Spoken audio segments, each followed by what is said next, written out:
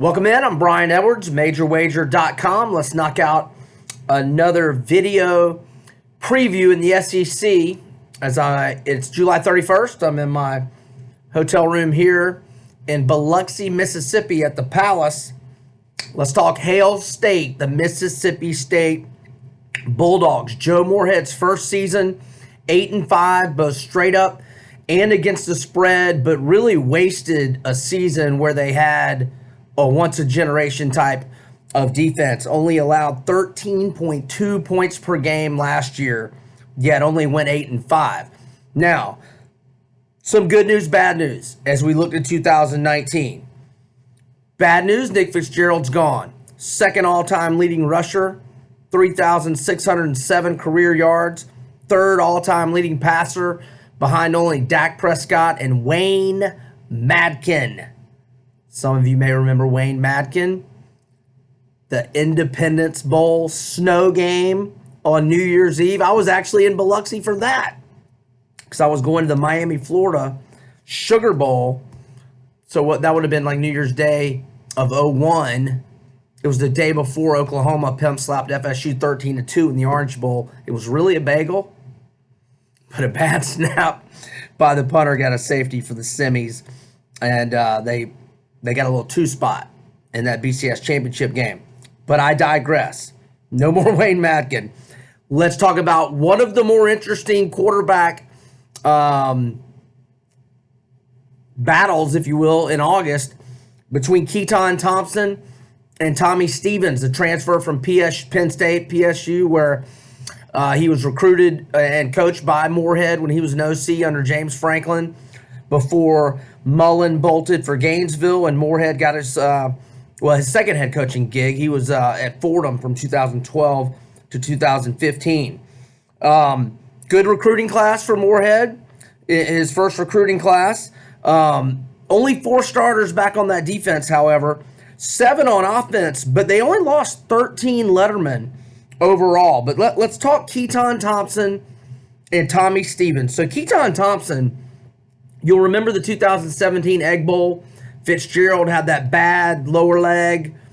I forget if it was a broken leg or a high ankle. I think it was a lower leg.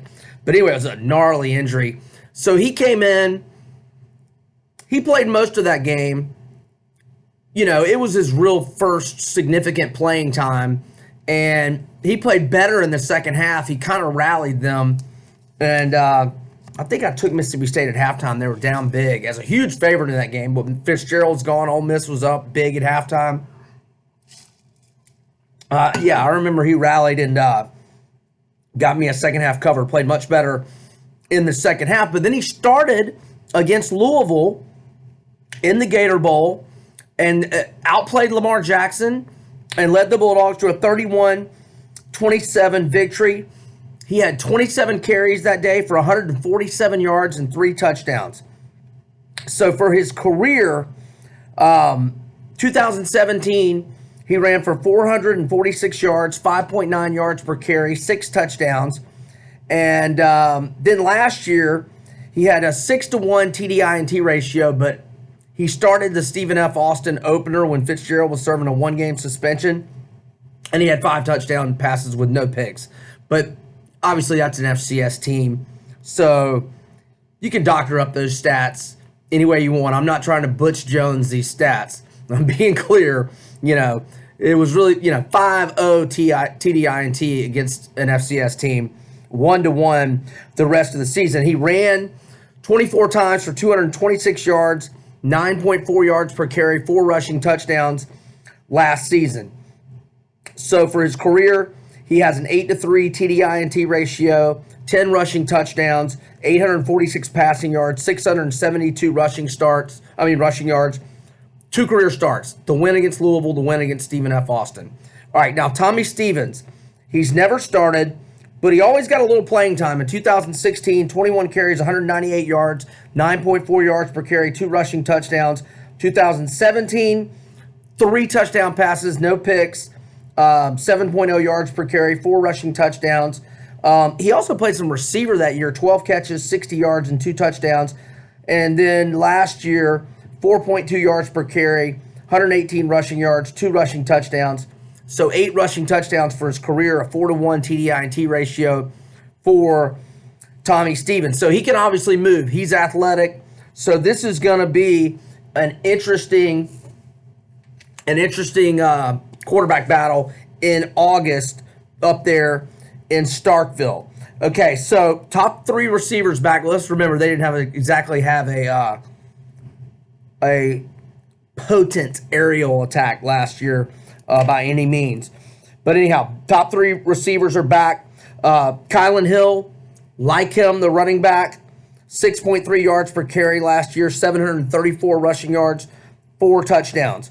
All right, Errol Thompson, the linebacker, he's back, 87 tackles, 3.5 sacks, 5.5 tackles for loss, 2 picks, 3 QB hurries. He's a big-time player, as is Chauncey Rivers, as is Willie Gay, another linebacker, a junior. Gay had 5 sacks.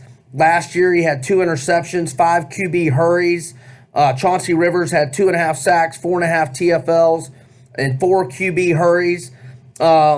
Let's look at the season win total here at the Palace, where I am here in Biloxi. They had the win total.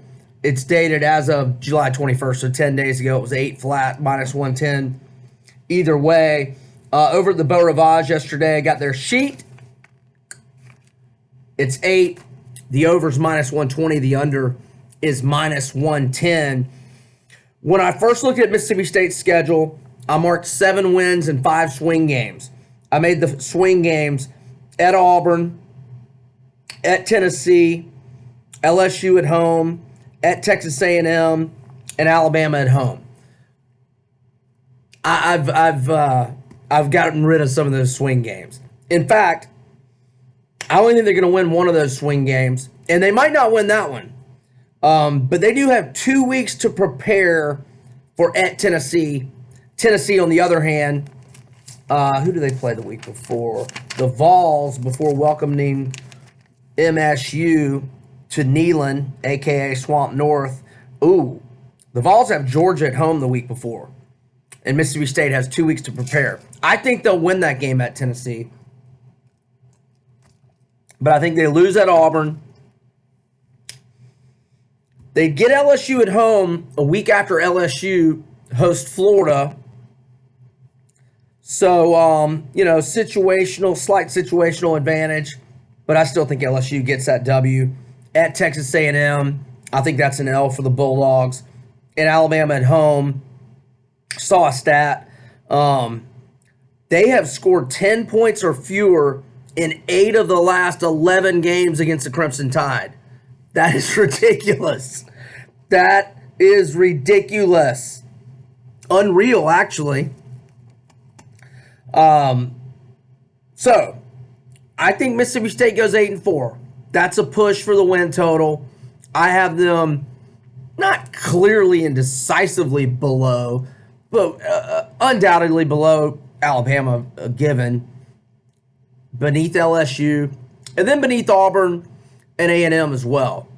And the closer we get to the season, the more I'm coming around on Auburn, and the more I know the inexperience at the quarterback position. But Gatewood and Bo Nix, they're talented guys, even though they have no experience. Right? Gatewood might have gotten a few snaps before retaining his redshirt status last year, but he's not in the stats, or at least not in the stats enough to make the Phil Steele mag. So anywho, there's Mississippi State. They're going to be solid, but they really missed their chance last year. Last year they had a defense that will go down as one of their best ever, and probably is their best ever statistically. I don't know that for fact, but I'd be shocked if Mississippi State allowed fewer than 13.2 points per game at any time. So, Tommy Stevens, Keytaon Thompson, who's going to win that battle, and how are they going to perform?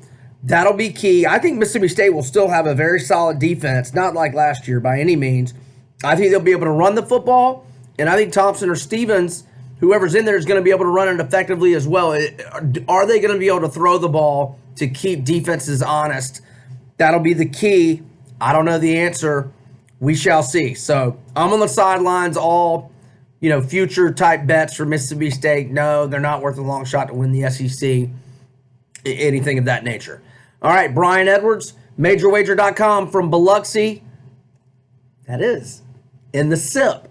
Mississippi State Bulldogs 2019 betting preview over and out.